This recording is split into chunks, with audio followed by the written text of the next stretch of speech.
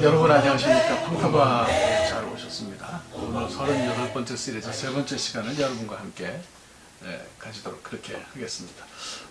오늘은 이제 2019년 9월 2일이고요. 한국보다는 하루가 늦습니다. 여러분들이 그거를 좀 잘 이렇게 생각을 해주셨으면 감사하겠어요. 한 가지 좀 죄송한 말씀을 제가 좀 드려야 되겠습니다. 제가 이제 그동안 이제 책을 좀 써서 레위기가 9월 23일에 나옵니다. 창세기 출애굽기에 이어서 이제 세 번째 책이 나오는데요. 그것 때문에 제가 부득이 이제 9월 말 10월 중순까지 이제 한국에 가야 됩니다. 그래서 좀 준비할 게 많더라고요. 제가 하는 게 생각보다 좀 있는 것 같아요. 그래서 좀 죄송하지만 부득이하게 9월하고 10월은 한 주에 하나씩만 올리겠습니다.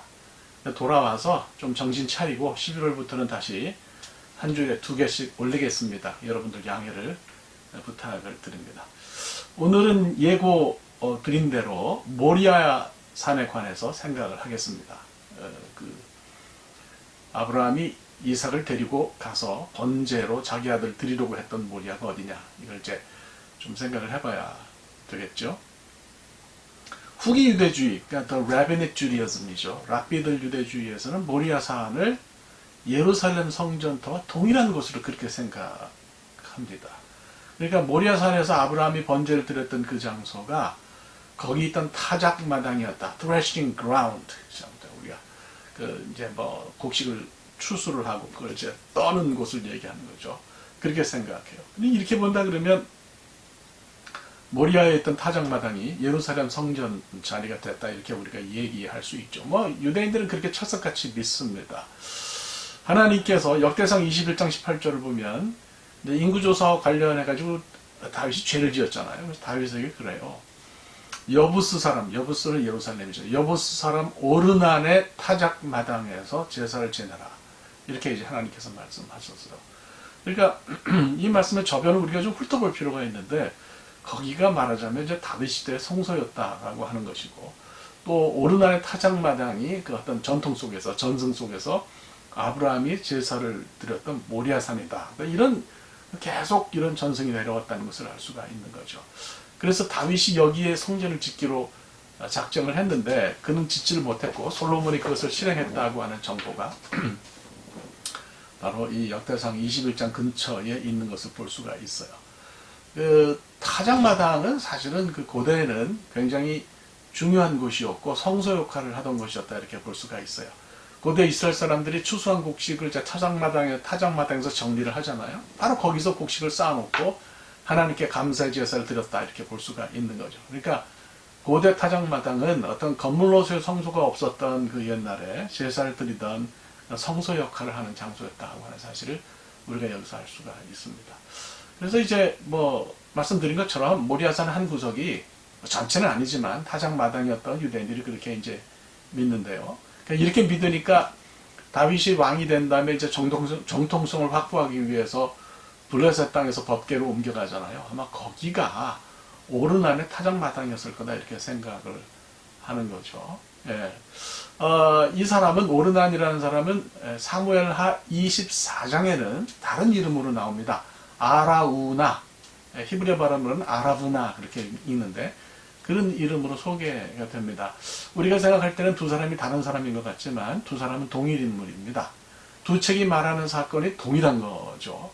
그리고 이름도 모음의 차이가 있을 뿐이고 자음은 똑같아요. 그러니까 우리가 사실 히브리어 모음이라고 하는 것은 히브리어가 사화된 다음에 히브리어를 부활시키려고 하는 사람들이 히브리어를 읽는 방법을 착안해서 그동안 그들이 읽는 것을 가지고 문법을 만들어서 모음을 만든 거죠. 원래는 히브리어는 자음밖에 없는 자음 문자죠. 그래서 우리는 그 자음을 가지고 보면 오르난이 아라우나다, 이렇게 보는데 전혀 이견이 없습니다. 그래서 이 오르난, 그 아라우나가 자기가 갖고 있던 타작마당을 다윗에게 팔았어요. 다윗이 거기를 이제 성소로 여겼기 때문에 그런 거죠. 그래서 이제 이런 사실을 우리가 종합하면 사무엘하 6장에 적시되어 있지는 않아도 다윗이 법궤를 옮긴 장소가 오르난의 타작마당에 마련된 회막이었을 거다, 이렇게 볼 수 있고, 또 이런 해석은 오늘날 많은 사람들의 지지를 문제없이 받고 있다 이렇게 볼 수 있습니다. 뭐 유대주의 안에서 그렇게 말하는 것은 뭐 틀림없어요. 오늘은 좀 이게 사진을 좀 많이 보여드리고 설명을 할 텐데 제일 뭐 처음 보여드리는 사진은 이제 오늘날 그 예루살렘의 모습이에요. 예루살렘의 모습 가운데서 우리가 모리아 산의 위치가 어디냐 그걸 좀 생각을 해보면 좋을 것 같아요. 그래서 이쪽 보시면 맨 왼쪽으로 흰놈 골짜기가 있죠. 게 흰놈. 게라는 말은 밸리란 뜻이고 이제 흰놈은 뭐 사람 이름이거나 뭐 그런데요. 그래서 게 흰놈에서 게헨나라고 하는 지옥이라는 말이 왔다. 그럴 정도로 여기가 무서운 곳이고 옛날에 이제 그 이방 종교들에게 아이들을 화형하고 뭐 불태우고 그러던 장소였다는 것을 볼 수 있죠. 가운데 보시면 마운트 모라야, 모리아산이 이렇게 있는데 바로 거기 황금사원이 보이잖아요. 그러니까 거기가 예루살렘 성전이 있는 데죠. 그래서 예루살렘 성전이 바로 모리아산이다 이렇게 볼 수가 있는 거예요. 그 밑으로 이제 기드론 골짜기가 있고요. 그 건너편 쪽으로 오른쪽으로 그 소위 올리브산이 있는 것을 볼 수가 있어요. 그래서 이제 다윗 시대 사진을 하나 이제 제가 보여드리는데요. 다윗 시대를 이렇게 이제 보시면 여러분들이 아실 텐데 이 다윗 시대의 모습에는 이제 그때는 성전이 없지 않았습니까? 아직 성전을 짓기 전이니까 이게 이제 왼쪽 밑으로 이렇게 보이는 것이 다윗 시대 예루살렘이고요. 바로 오른쪽 위에 이제 동그랗게 이렇게 산처럼 되어 있는 것이 이것이 바로 아라노아의 타작마당으로 그렇게 이해가 되고 거기에 이제 솔로몬이 나중에 성전을 지었다 우리가 이렇게 생각을 할 수가 있는 거죠. 그래서 이제 제가 이걸 단순한 그림을 보여드리면 그 뭐 밑으로 흰놈 골짜기가 있고요. 사실은 서쪽이겠습니다만 그 다음에 이제 그 위로 기드론 골짜기가 오른쪽으로 이렇게 북동쪽으로 퍼져 올라가고 시온산과 모리아산이 합쳐져 있는데 시온산은 예루살렘 성이 선 곳이고 모리아산은 붙어 있으면서 거기 예루살렘 성전이 섰다 이렇게 딱 보시면 될 것 같아요. 그래서 예루살렘에 가시면 이제 다윗 박물관이 있는데요.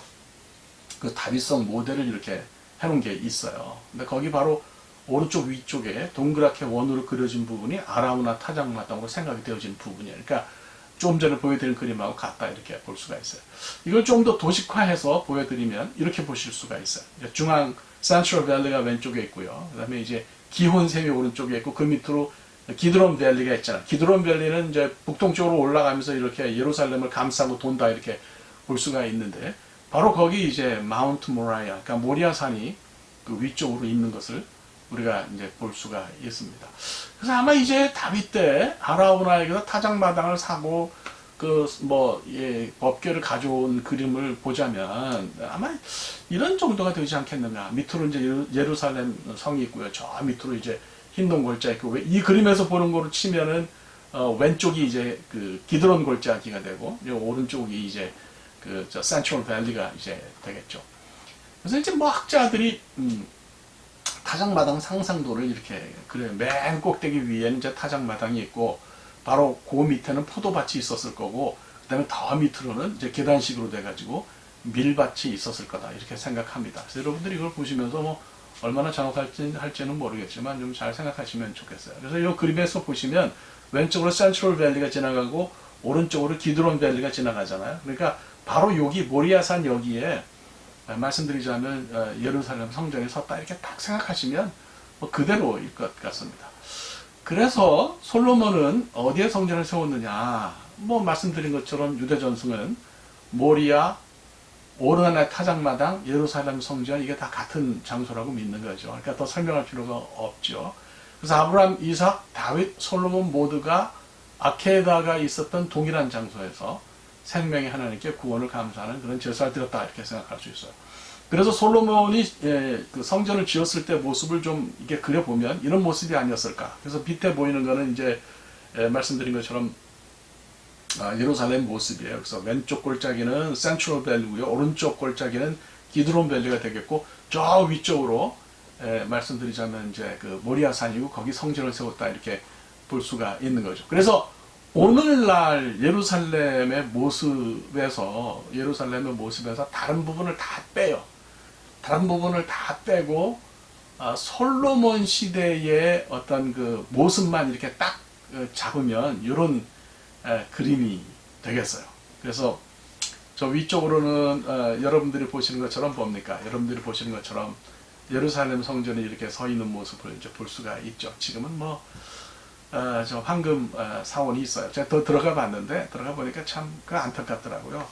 근데 거기는 이상하게 아침 10시면 문을 닫아요. 그래가지고 아침에 새벽같이 일어나가지고 우리 정현호 박사님이랑 같이 거기를 가서 봤던 기억이 나요. 시간이 좀 부족해서 통곡의 벽하고 따로따로 이렇게 서로 가서 엇갈려서 이제 줄을 서면서 이렇게 봤던 그런 기억이 나는데 전통적으로는 바로 거기가 이제 모리아산이다 이렇게 생각을 하시면 되겠어요. 그래서 여러분들이 이 사진을 보시면서 좀 잘 기억을 하셨으면 좋겠어요. 아, 이런 모습이었다. 그러니까 결국 모리아산과 시온산이 붙어 있는데 밑에 있는 예루살렘은 시온산에 있지만 위에 있는 예루살렘 성전만큼은 그러니까 예루살렘 시는 시온산에 예루살렘 성전은 저 위쪽에 저렇게 그 모리아산에 있었다. 이렇게 여러분들이 이것을 생각하시면은 머릿속으로도 들어오실 거라고 그렇게 생각합니다. 그래서 이런 연결 때문에 아브라함, 이삭, 그 다음에 다윗, 솔로몬 이렇게 그 구원 전승이 연결되어 내려오는 것 때문에 유대인들은 지금도 신년 축제 기간에 나팔절이죠. 양뿔로 만든 양각 나팔을 불어요. 양각 나팔 부는 것을 제가 여러분들에게 설명을 했습니다. 그게 이제 이게 거기서 그냥 끝나는 건 아니고요. 신약과도 연결이 되는 것을 볼 수가 있어요. 이삭이 바쳐지는 사건을 어떤 그 typological understanding, 소위 유형론적인 해석에서 우리 그 기독교는 예수 그리스도의 십자가 사건의 구약적 유형이 바로 이삭에 바쳐집니다 이렇게 말하지 않아요. 그러니까 뭐 아주 동일하진 않아도 두 사건이 가지고 있는 공통점은 분명히 있습니다. 그러니까 희생의 죽음, 또 구원, 생명의 부활 이런 것들이 그 안에 있다는 점에서 동일한 성격을 가지는 것을 볼 수가 있고 우리는 이삭 안에서 이삭이 예수님이라는 얘기는 절대 아니고요. 이삭 안에서 유형론적으로 유형론적으로 어떤 그 예수 그리스도의 구원과 생명을 보는 거죠. 그래서 어떤 그 이삭은 구약에서 구원과 생명을 상징하는 사람인데요. 그에게 있었던 어떤 그 생명의 어떤 모습이 쭉 전해져 내려와서 예수 그리스도를 통해서 우리에게까지 연결됐다 이렇게 보면 되겠습니다. 따지고 보면 내 안에 생명이 있다고 하면 이거 그냥 만들어진 거 아니에요. 쉽게 만들어진 것도 아니고 뭐 얼마 전에 만들어진 것도 아니에요. 우리가 아는 역사만 해도 벌써 뭐 이게 아브라함 때까지 거슬러 올라갔잖아요. 아브라함은 주천 2000년경 사람이니까 지금부터 우리가 추적할 수 있는 traceable 한 그런 historical fact를 찾아도 벌써 3500년 전까지 올라가잖아요. 뭐 그 이전은 더 말할 것도 없고 하나님이 우리를 창세전에 기억하셨다 그러니까 결코 가벼울 것이 아닙니다. 그래서 오늘 결론을 내리면 다시 한번 모리아 또 이삭이 얽힌 구원 전승을 생각하고 이삭, 다윗, 솔로몬, 예루살렘 성전을 거쳐서 우리에게까지 오는 구원의 은혜를 깊이 생각할 수 있기를 바랍니다. 네, 감사합니다. 오늘 여기까지 하겠고요. 다음 주에 순양 얘기 좀 할게요. 네, 그렇게 하도록 하겠습니다. 고맙습니다.